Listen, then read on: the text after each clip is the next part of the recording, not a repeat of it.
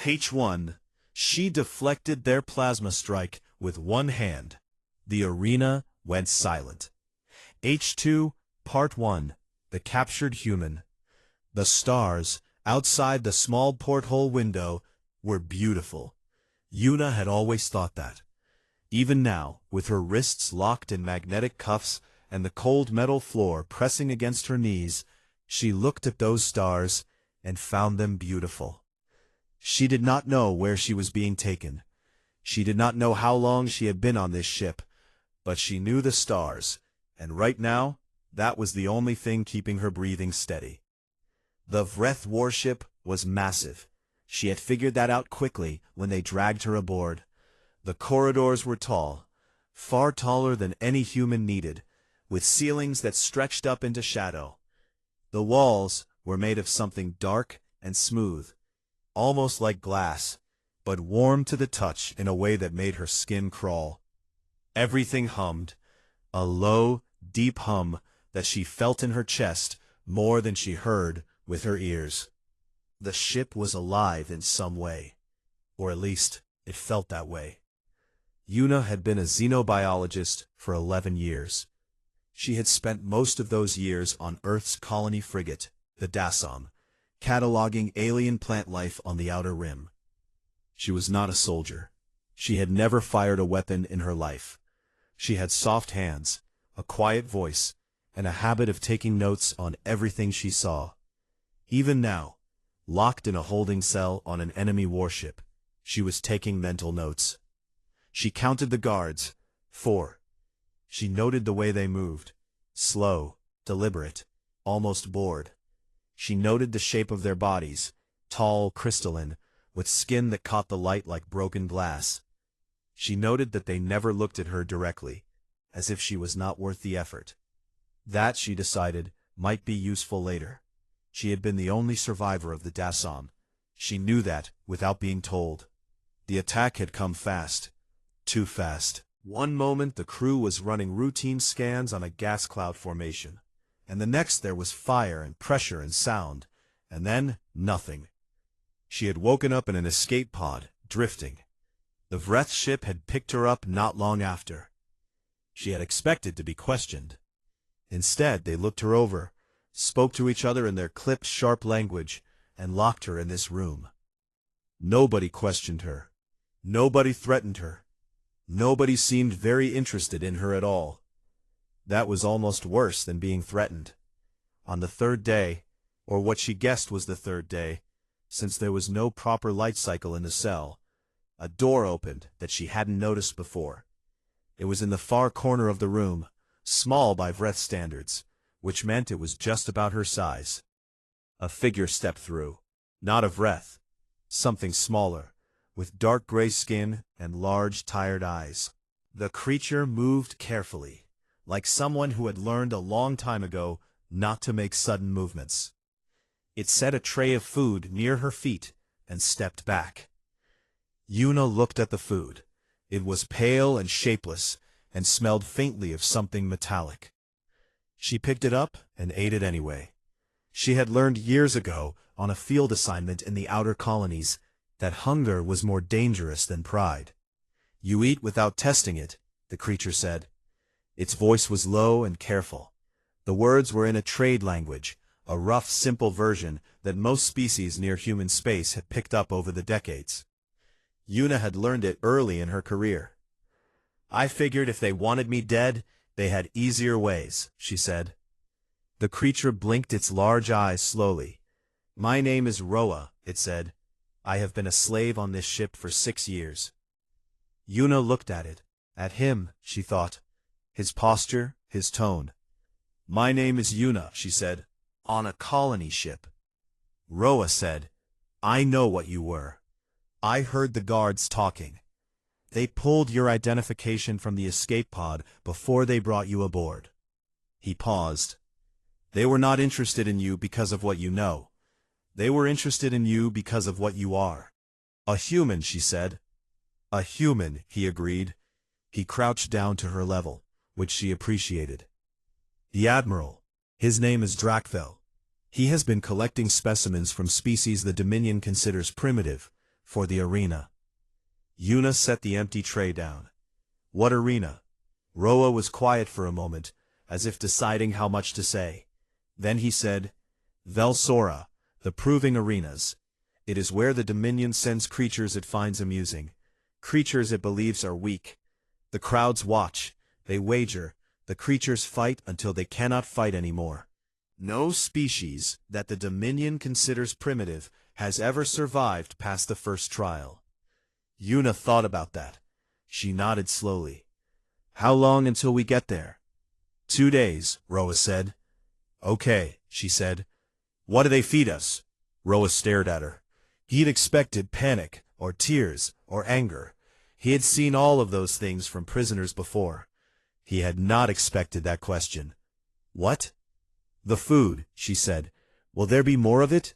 I need to eat properly, protein if possible. My body doesn't function well without it. Roa opened his mouth, then closed it. I can try to get you more. Good. She leaned her back against the wall and looked at the ceiling.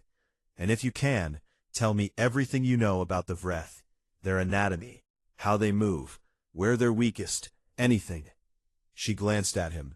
You've been on this ship for 6 years. You must have noticed things. You are planning something, he said quietly. I'm a scientist, she said. I observe. I take notes. I look for patterns. She closed her eyes. 2 days is enough time to learn a lot. Roa stood up slowly. He looked at this small human woman sitting on the floor of a prison cell, calm as still water, planning something he could not yet see. He had watched many creatures come through this ship on their way to the arena. He had watched them cry, beg, go silent with terror. He had told all of them the same thing, that no creature survived the first trial. He had believed it every time he said it. He was not sure he believed it now. I will bring more food, he said. Thank you, Roa, she said, without opening her eyes.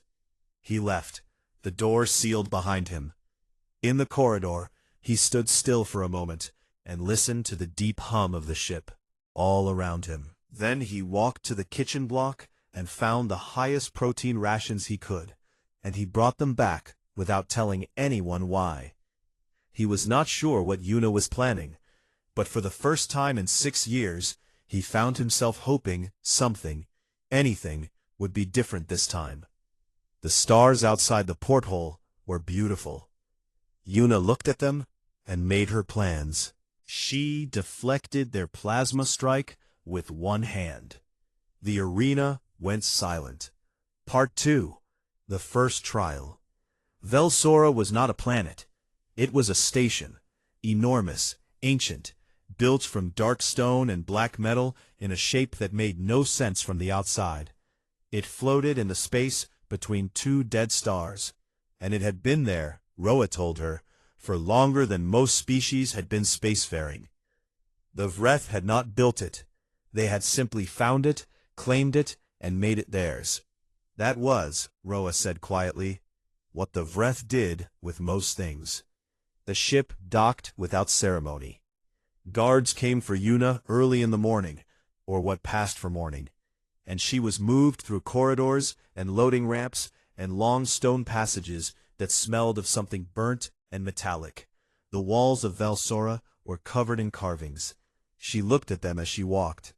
Creatures fighting, creatures falling, crowds watching. Thousands of years of the same story, carved into the walls, over and over. She was put in a holding room with stone walls and a single drain in the floor. She did not think about the drain. She stretched instead, moving through the simple exercises she had done every morning for the past 15 years. Not because she was particularly athletic, but because long field work in rough terrain had taught her that a stiff body was a slow body. She stretched her fingers, rolled her shoulders, bent and twisted until everything was warm and loose. 2 guards came an hour later. They handed her a set of light body wraps, thin, dark material that covered her arms and torso. no armor. She put them on without complaint. "Is there water?" she asked. One guard looked at the other. Neither answered. They led her forward. The corridor opened into light. The arena was bigger than she had imagined. It was a great round bowl of stone, open to the artificial sky of the station, with tiers rising steeply on all sides. Every tier was packed. Thousands of creatures. She counted species quickly out of habit. 6, 8, maybe 12 distinct body types filled the seats from the sand floor all the way up to the high rim. The noise was immense. Not cheering exactly. More like the sound of a crowd that was hungry for something and had been waiting a long time. The sand was pale and fine. She noticed it had dark stains in places. She did not think about the stains either. A voice came from somewhere above, a Vreth announcer, speaking fast in the main trade language. She caught enough of it. Primitive species, outer rim creature, unclassified combat rating. The crowd made a sound at that, somewhere between amusement and dismissal. She was not worth their serious attention yet. She was a curiosity, an opening act. She stood in the middle of the arena floor and waited. The gate on the far side opened. What came through was large. She had expected large. Roa had warned her that the first trial opponents were always physically overwhelming. But knowing something and seeing it were different things. The Kreth brute was 7 feet tall and wide across the shoulders in a way that seemed almost impossible. Its skin was dark red and scaled, and it moved with the slow, heavy confidence of something that had never lost a fight. It wore partial plasma armor, chestplate, shoulder guards, gauntlets, and carried a plasma repeater in one hand like it weighed nothing. The weapon was designed to fire short, controlled bursts, combat range, enough power to burn through light metal, more than enough to kill a human. The brute walked to the center of the arena and stopped about 20 feet from her. Then it turned and looked at the crowd, and the crowd roared. This was the ritual. The brute was showing them how little it feared her. Yuna watched it carefully. She had spent 2 days talking to Roa. She had asked him about Kreth specifically, their eyesight, their reaction time, the way they led with their dominant side. Roa had told her everything he knew, which was more than she had expected. She had listened to all of it and asked quiet questions, and now she sorted through that information the same way she sorted through field data, looking for patterns, looking for what was useful. The brute raised the plasma repeater. It wasn't aiming to kill. Not yet. This was the warning shot, the part of the ritual where it demonstrated its power, where the primitive creature flinched, or ran, or fell to its knees. The crowd leaned forward. They had seen this 100 times. They knew what came next. The plasma burst fired. It came fast, a tight ball of superheated energy, bright blue-white, throwing off heat in a wave she felt before it even reached her. It was aimed just wide of her shoulder, a warning. Close enough to burn, far enough to miss. She did not flinch. She moved. It was not a dramatic movement. It was small, controlled, a single step to the left, and a turn of her body, rotating her right shoulder back, so that the burst passed close, very close. She felt the heat against her forearm, like an open oven door. And then, in the same motion, without thinking, because she had thought about it already, 2 days ago, in a prison cell, running through every possible version of this moment, she brought her palm up and pushed. Her hand connected with the edge of the energy bloom, the outer ring of the burst, where the plasma was already dispersing, already losing coherence. It was still hot. She felt it across her palm and up her wrist, and it was not pleasant. But she had spent 4 years doing field work near the thermal vents of Kepler 9b, where the ground temperature ran above 200 degrees on a cool day, and her hands had built up something over those years, a toughness, a density in the skin, a tolerance that most humans didn't have, and no alien species had ever had reason to measure. Her palm hit the edge of the bloom and shoved it wide. The burst deflected, not by much, maybe 2 feet, but it hit the arena wall instead of continuing forward, and it left a black scorch mark in the stone, and the sound it made when it hit was loud and sharp. And then there was silence. Not quiet. The full, heavy, complete kind. The kind that falls on a crowd of thousands when every single one of them stops breathing at the same time, because they have just seen something that their brain does not have a category for. The brute stood still. Its weapon was still raised. It stared at her, lowered her hand slowly. Her palm was red and already blistering. She kept her face neutral, the way she kept her face neutral when she pulled her hand back from a hot specimen container in the lab, acknowledging the pain without giving it authority over her expression. She looked at the brute and waited. Somewhere in the high tiers, a single voice said something in a language she didn't know. Nobody answered it. The silence stretched. The scoreboard, a large display mounted above the far gate, flickered. Text appeared in several languages, cycling through them as if searching. She caught the trade language version as it passed. No applicable protocol. Stand by. She almost smiled. Almost. The brute lowered its weapon very slowly. It was not afraid, not yet. But it was recalculating. She could see it in the way it shifted its weight, the way its eyes tracked her differently now. It was looking at her, the way you looked at something when you realized you had been given wrong information about what it was. She had spent 2 days learning everything she could about this moment. The brute was only just beginning to learn about her. She rolled her injured hand into a loose fist and set her feet in the sand, and waited for the next move. The arena was still silent. That silence, she understood, was the most important thing that had happened since the Dasam was destroyed. It meant something had shifted. She didn't know yet exactly what, but she knew that silence from a crowd was not the same as indifference. Silence from a crowd meant they were paying attention now. Good, she thought. Let them pay attention. The fight ended without ceremony. After the silence broke, slowly, unevenly, like ice cracking, the brute charged. It was a powerful charge, fast for something that size, and in a straight line, the way large, confident creatures tended to move when they finally stopped thinking and started reacting. Yuna moved to the side. She did not try to match its strength. She had no interest in matching its strength. She moved to its blind side, the right, which Roa had told her was where Kreth-dominant ice species lost tracking at close range.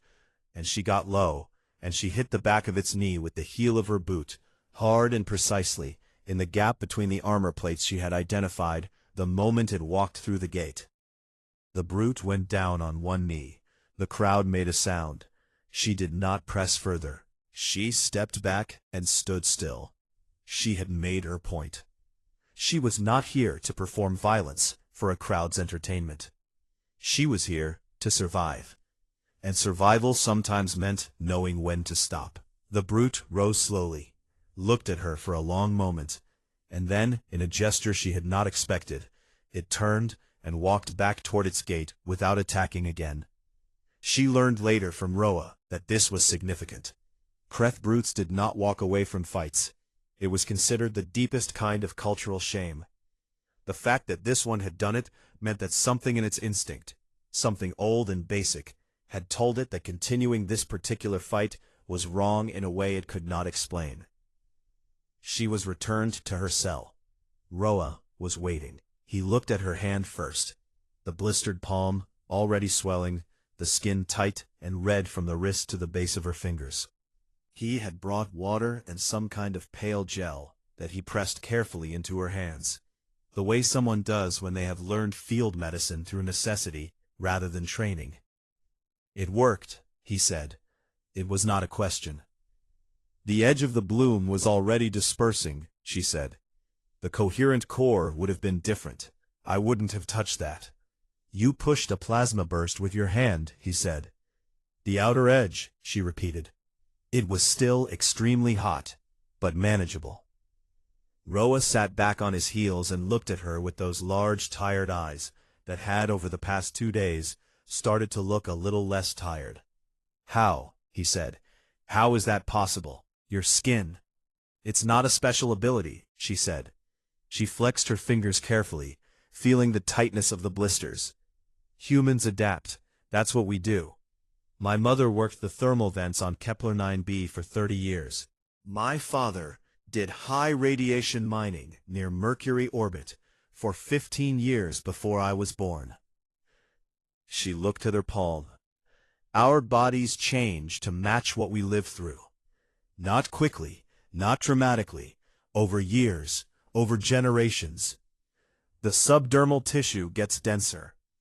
The collagen mesh under the skin, it's different in people who've spent years in high-heat environments. It distributes thermal energy instead of concentrating it in one place. She paused. I'm not invulnerable. I have blisters. It hurt, but it didn't stop me. Roa was quiet for a long time. No one in that arena has ever seen that before, he said. I know. The crowd, they are still talking about it. I could hear them from the lower corridors. The wagering systems crashed. They could not calculate odds for something they had no record of. He looked at her carefully. The Admiral has been watching the recordings since you were brought back.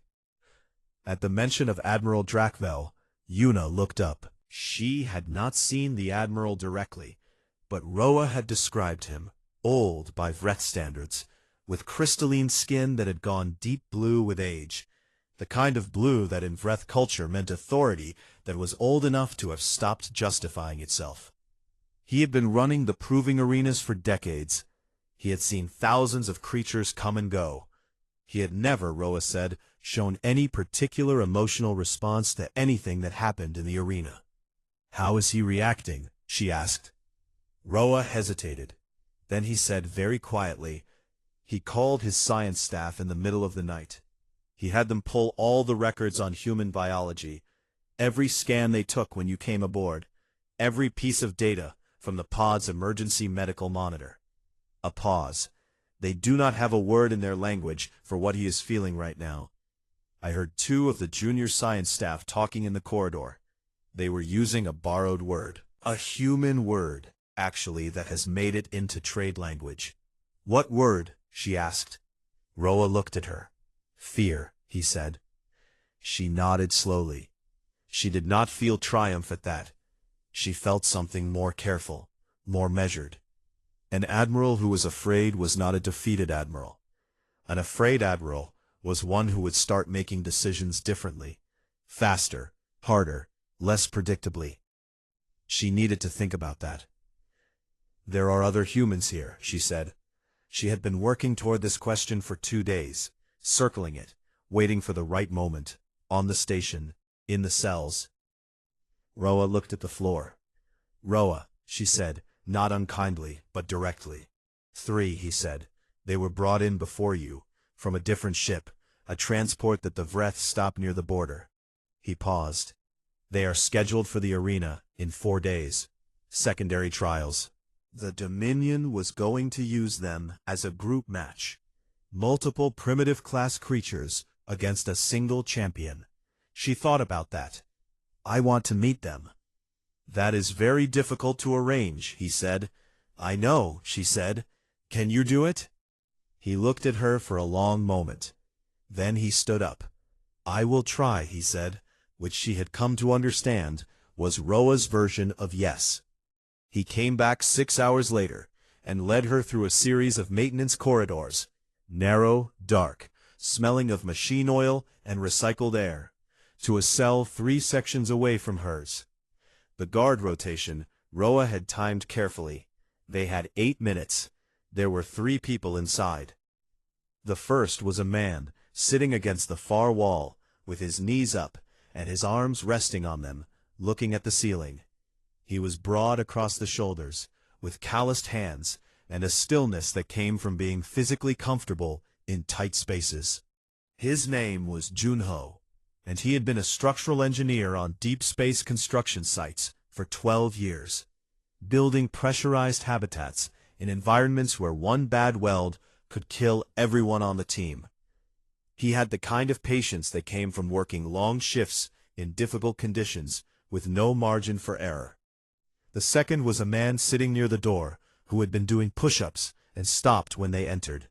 He was lean and scarred across both forearms in a specific pattern that came from repeated burn exposure. His name was Deho, and he had spent 8 years as a deep-sea thermal welder on Callisto's underwater infrastructure projects, working in near-boiling water with tools that ran hot enough to cut tungsten. He looked at Yuna's blistered hand and immediately understood something about her, though he didn't say it yet. The third was a woman standing in the corner with her arms crossed, who had been watching the door and did not relax when Yuna and Roa came through it. Her name was Rena, and she had been a trauma surgeon on a frontier medical station for 9 years. The kind of station that got its patients after mining accidents, after pressure hull failures, after the kinds of things that happened when people lived and worked far from safety. She had calm eyes and very precise hands, and the expression of someone who had long since stopped being shocked by difficult situations, and had decided to just deal with them instead. The three of them looked at Yuna. "You're the one from the arena today," Junho said. Not a question. "Yes," she said. "Word travels fast in the cell blocks," Deho said. He was looking at her hand. "The outer edge of the bloom," he said. "You read the dispersion pattern," she said.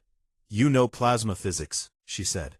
"I've worked next to plasma cutters for 8 years," he said. "I've had to read dispersion patterns to know where it was safe to put my hands. It's instinct at this point." She looked at all three of them.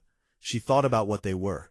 Not soldiers, not fighters, but people who had spent years doing hard things in hard places, who had built up knowledge and tolerance and instinct that no one had thought to measure or account for, because nobody in this part of the galaxy had thought to look at humans that way. Nobody had thought they were worth looking at that way. "We have 4 days," she said. "I need to tell you some things about Vreth anatomy. And then, I need you to tell me everything you know about your own bodies. What you've been exposed to, what you've survived, what your hands and your muscles know how to do without being told." The three of them looked at each other. "All right," said Rena, in the same calm voice she probably used when she told patients things they didn't want to hear. "Talk." 8 minutes away, in a high chamber filled with blue-lit screens, Admiral Drakvel watched the arena recordings for the 11th time. His science staff stood behind him, in silence. On the screen, a small human woman pushed a plasma burst aside with her open hand, and stood in the arena sand like she was waiting for a bus. He watched it again, then again. In 300 years of service to the Dominion, he had never once changed his tactical assessment of a species mid-operation. She deflected their plasma strike with one hand. The arena went silent. Part 4. The Uprising in the Sand. 4 days was not very long, but Yuna had learned years ago in field research that the amount of time you had was rarely the deciding factor. What mattered was what you did with it.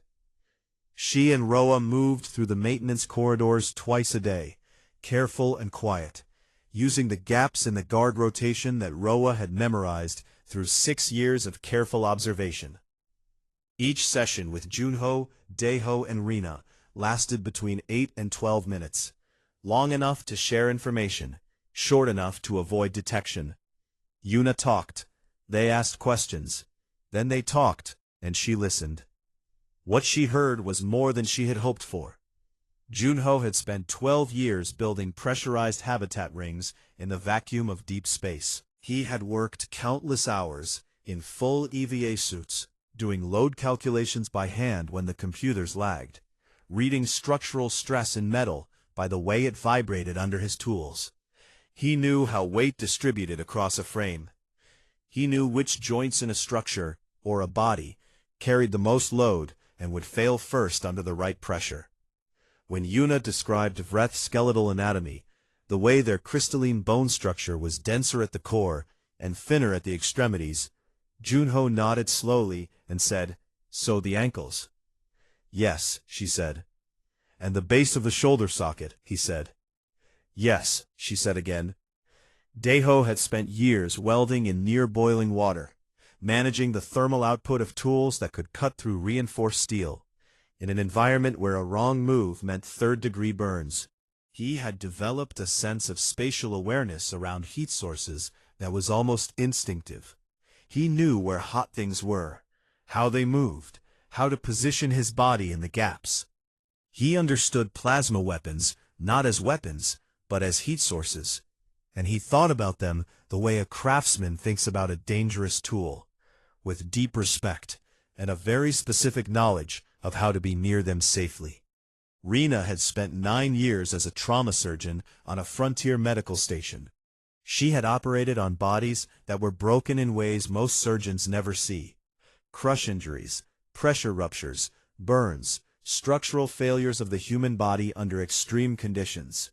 She knew in extraordinary detail exactly what the human body could withstand, and exactly where it was vulnerable. She also, as it turned out, knew a great deal about Vreth physiology.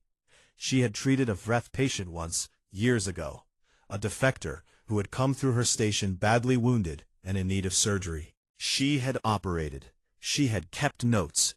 "Their nervous system is clustered," she told Yuna, "not distributed like ours. A human takes a hard blow to the torso and we can keep going because the nerve signals reroute. A Vreth takes the same blow to the right place and everything downstream shuts off temporarily, like cutting a wire." "Where?" Yuna said. Rena pointed to a spot on her own neck, just below the jaw on the left side. "Roughly here, but on their body that translates to just below the second crystal ridge on the left shoulder. One solid impact there, not even hard, just precise, and the left side of their body goes unresponsive for about 30 seconds. Yuna looked at Junho and Daeho. "Did you both get that?"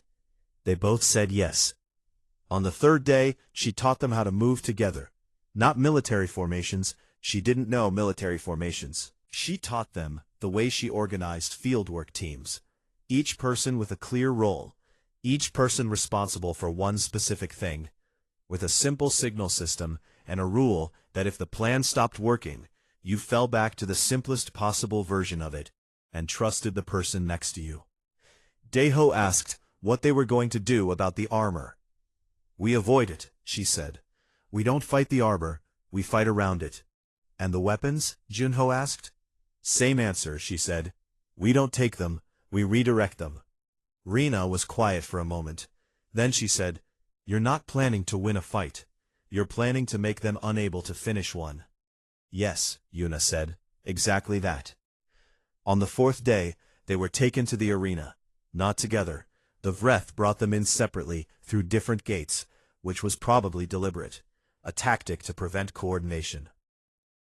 She noted a lot of things as she walked through the corridor toward the arena floor. The acoustics of the passage, the direction of the ventilation current, the way the guards moved when they were managing more than one prisoner at once. Slightly less attentive. Divided attention. She filed it away. The arena was louder than before. Word had spread since her first trial. The tiers were more densely packed. She saw creatures she hadn't noticed in the crowd last time, some of them with recording devices, some of them in the upper sections, where she guessed the expensive seats were. The wagering boards were already active, running odds in a dozen languages. She caught her own name on one of the displays.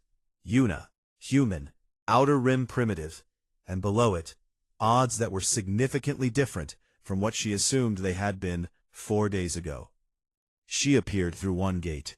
Junho through another. Rena through a fourth on the opposite side of the arena, where she would have the clearest sightlines to all the others. They did not look at each other immediately. That was deliberate too. 5 gates opened on the far side. 5 Vreth champions came through. They were not all the same. The Dominion had selected variety, she noted. 2 Kreth brutes like the one she had faced before. 1 tall, thin Vreth in full combat armor with a long-range plasma rifle. 1 that was smaller, but moved with the coiled, restless energy of something very fast. And 1 that she could tell, from the way the others positioned themselves around it, was the ranked champion. Older, heavier, with armor that was not standard issue, but custom-built, fitted to a body that had clearly been fighting for a very long time. The crowd roared. The announcer said something she didn't catch. Didn't matter. She looked up, just once, and found Rena across the arena. Rena was already looking at her. Small nod. Yuna moved. She did not run at the champions. She moved sideways, cutting across the arena floor at an angle that pulled 2 of the brutes' attention toward her and away from the others. That was her role. She was the distraction, the one they already had a category for, the one they thought they understood. She had established that in the first trial. She was the human who had done the impossible thing. They would watch her and think about her, and that attention was a resource she intended to spend. Deho moved on the long-range shooter first. Not directly. He angled wide, using the other bodies in the arena as visual interference, moving the way he moved around hot machinery, calm, deliberate, reading the gaps. The shooter tracked him, but tracked him wrong, leading him too far right. Deho went left at the last moment, closed the distance, and got inside the weapon's effective range, where it was useless. What happened next was fast and practical. A thermal welder knew exactly how much force to put into a tool strike to break a specific kind of joint. And the shooter's weapon arm was mechanically not that different from a stuck pipe fitting. The weapon hit the sand. Deho backed off and did not pursue. Junho had the fast one. This was the hardest matchup, and they had known it going in. Speed was difficult to plan around. But Junho had spent years reading structural stress. And a fast creature moving in sand had specific patterns, specific weight distributions, specific moments where the foot had to be down and the body was committed. He watched for 3 seconds that probably felt very long. And then he put himself in the right place at the right moment.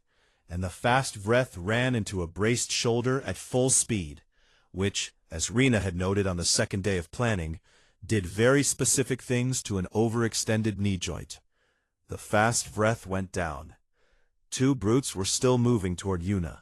She let them come closer than was comfortable. Then she split, sudden, sharp, moving in opposite directions, so that each brute had to choose which way to track. The one that chose right moved into the path of the other one that had chosen left, and for a moment they were tangled. Not badly, not permanently, but enough. She slipped past and came at the left brute from behind, and she hit it, precisely, below the second crystal ridge on the left shoulder, exactly where Rena had said, with her elbow. Hard and accurate. The left side of the brute's body went slack. It didn't fall, but it stopped. 30 seconds, Rena had said. 30 seconds was enough. The champion hadn't moved yet. It stood in the center of the arena and watched everything happening around it. And she could see it adjusting, recalculating, the way Drakvel had recalculated, the way the brute had recalculated in the first trial. But this one was faster, more experienced. It started moving toward Junho, who was the most exposed now. And she felt the calculation in its movement. It had identified the weakest link. Rena moved. She had been waiting, positioned near the far gate. She had watched the whole sequence with the steady professional attention of a surgeon watching a procedure, identifying the moment, waiting for it, moving when it came. She crossed the sand in a straight line, fast and direct, because surgeons understood that hesitation in the right moment cost more than speed. She hit the champion's right ankle, low, precise, the exact joint that Junho had identified, and the champion stumbled. It did not fall, but it stumbled. And in that moment, all 4 humans were positioned around it, not attacking, just around it. The arena went silent again. It was a different silence from the first time. The first silence had been shock, pure, blank incomprehension. This silence was something older and heavier. It was the silence of a crowd that had just watched a story they thought they knew end differently, and now didn't know what story they were in anymore. The champion looked at each of them in turn. Then it lowered its weapon. It was not submission, not exactly. It was an acknowledgement. In the Vreth fighting tradition, Roa would tell her later, there was a formal gesture for recognizing a superior tactical situation. It had, in the recorded history of the proving arenas, never been made by a champion to a primitive class species. The champion made it now. The crowd did not roar. The crowd did not cheer. The crowd, thousands of creatures from dozens of species, in tiers that rose from the sand all the way to the high rim of Valsora Station, stood up. Not cheering, just standing. Even the slave tiers, the lower sections, the crowded, poorly lit rows where the creatures with no money and no rights sat because they had no choice. Even those sections rose, slowly, quietly, without a sound. Standing in silence, in an arena where silence was the loudest thing possible, was its own kind of statement. Yuna stood in the center of the sand and breathed steadily, and let her heart rate come down, and looked up at the standing crowds with no expression on her face. She felt what that silence meant. She thought of Roa, somewhere in the maintenance corridors, listening to the distant sounds of the arena and waiting. She thought of the Dasam and its crew. She thought of 30 years of thermal vent work that had gone into her mother's hands, and eventually her own.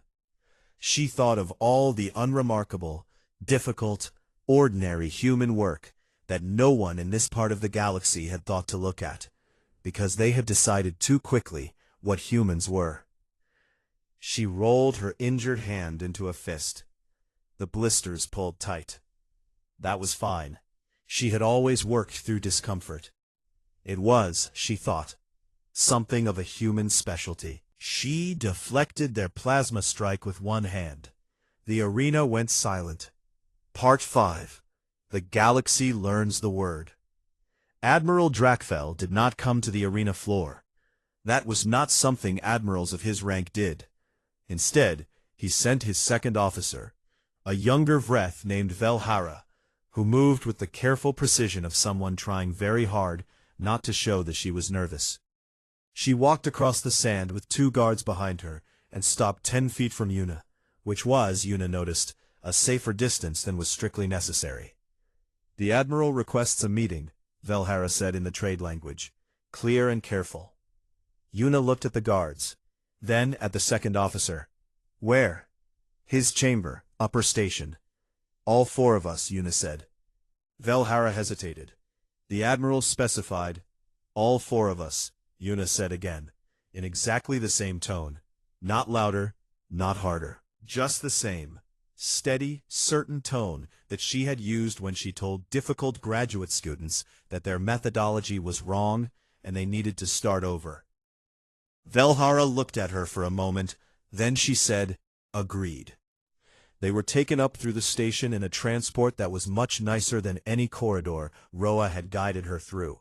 Smooth walls, actual seating, temperature-controlled air that smelled of something faintly cool and mineral. She sat with Junho on her left and Deho on her right, and Rena across from her, and none of them spoke. They were all bruised, all tired, all running on the specific kind of energy that comes after serious physical effort. A tight, careful alertness that hadn't fully decided yet whether it was safe to wind down. Junho's left hand was wrapped in cloth torn from the bottom of his shirt. Deho had a cut above one eye from a piece of displaced armor. Rena sat perfectly straight with her hands in her lap, and her eyes moving steadily around the transport, in the way she probably assessed emergency rooms, cataloging everything, assigning priority. Yuna's blistered palm had split during the fight. It ached deeply. She did not look at it. Drakvel's chamber was large and dark, and lit in the blue-white light that Vreth seemed to prefer. He stood when they entered, which she noted, near a wide display screen that was showing the arena footage from both her trials. The footage was paused on a frame she recognized. 4 humans standing in a circle around the champion. None of them attacking. All of them simply present. The Admiral was old. She had known that, but seeing him in person made it more real. His crystalline skin had gone the deep, dark blue of someone who had been old for a very long time, and he moved with the slowness of a creature that had learned there was no rush because it had outlasted most things that tried to rush it. His eyes were flat and pale, and they moved over the 4 of them with the same methodical care that she imagined he had used to assess every situation in 300 years of command. He looked at them for a long time without speaking. Then he said, in trade language, "Sit." There were chairs. She sat. The others sat. Drakvel remained standing. He clasped his hands behind his back and looked at her specifically. She had expected that, and said, "You planned both encounters." "Yes," she said.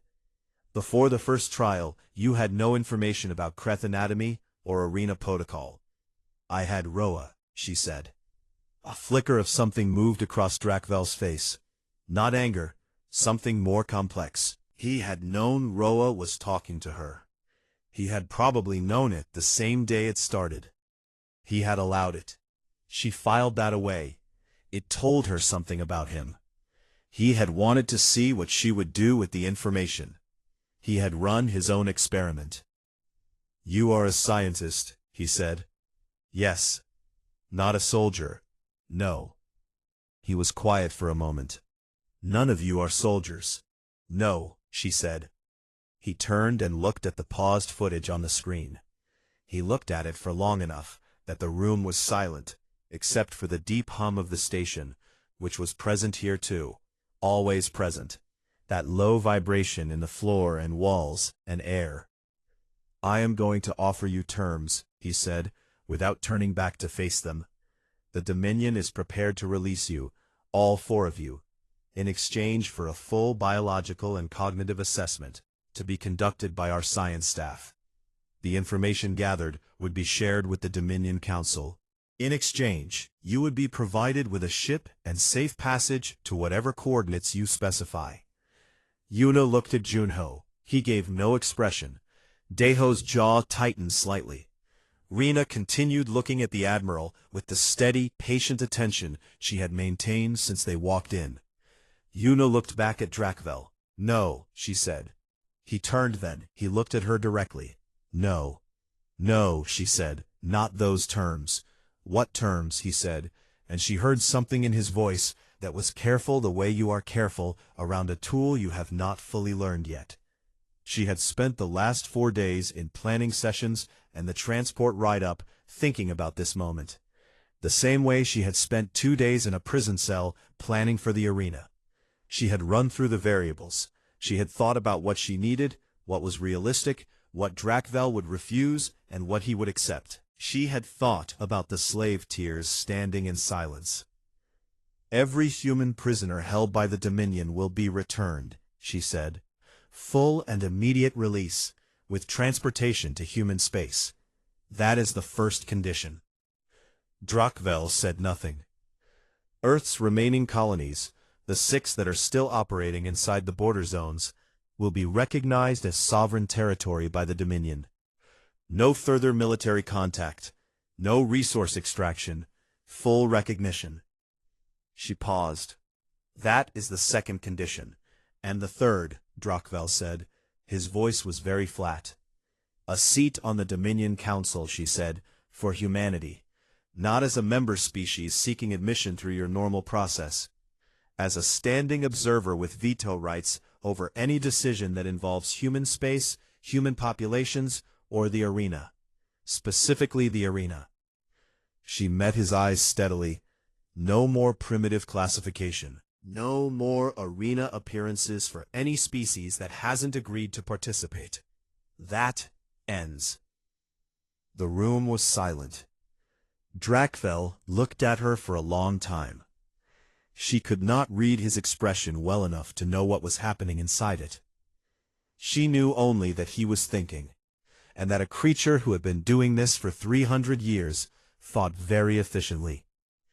"You are 4 scientists from a destroyed colony ship," he said finally. "You have no military backing. You represent no governing body.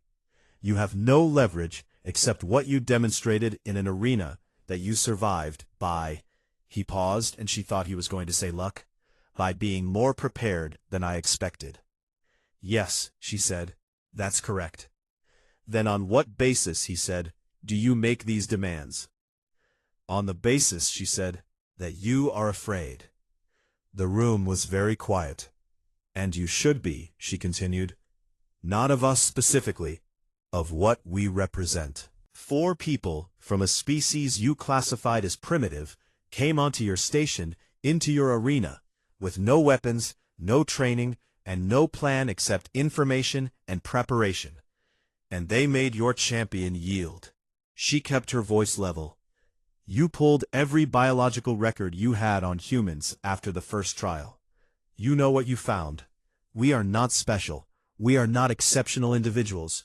We are just people who have spent their lives doing hard work in hard places, and we are profoundly average examples of our species." She let that settle. "Imagine what you don't know about the rest of us." Drakvel was still, completely still, the way very old, very experienced creatures go still when they are making a decision they know will have long consequences. "You are bluffing," he said, but it came out quieter than she thought he intended. "Maybe," she said, "but you watched the footage 11 times before you sent Velhara down to the arena floor." "I know, because Roa counted the playbacks." She held his gaze. "You don't bluff 11 times on a bluff." The silence stretched. Then Drakvel unclenched his hands from behind his back and set them at his sides. It was a small movement. She suspected it meant something significant in Vreth body language because Velhara, standing near the door, made a short, involuntary sound. "I will bring this to the council," he said. "When?" she said. "Within the week. We will need quarters," she said. "Clean ones, proper food, medical attention." She glanced at Junho's wrapped hand. "Actual medical attention, not the arena kit." "Arranged," he said. "And Roa," she said, "he is no longer a slave. He works for me now, as an advisor, at whatever rate your station pays advisors. That starts today." Drakvel looked at her for one more long moment. Then, very slightly, he inclined his head. She took that as yes. The treaty took 9 days to negotiate and 6 months to ratify through the Dominion Council, which had a great deal to say about precedent and protocol, and the impropriety of an outer rim primitive species demanding anything at all. Drakvel, in those 6 months, said very little. He submitted the arena footage to the council, all of it, both trials, every angle. He submitted the biological reports. He submitted the tactical analysis his staff had prepared, which was thorough and careful, and concluded, in formal academic language, with a single recommendation: reclassify. The council ratified, not unanimously, but enough. The treaty was broadcast across 43 star systems.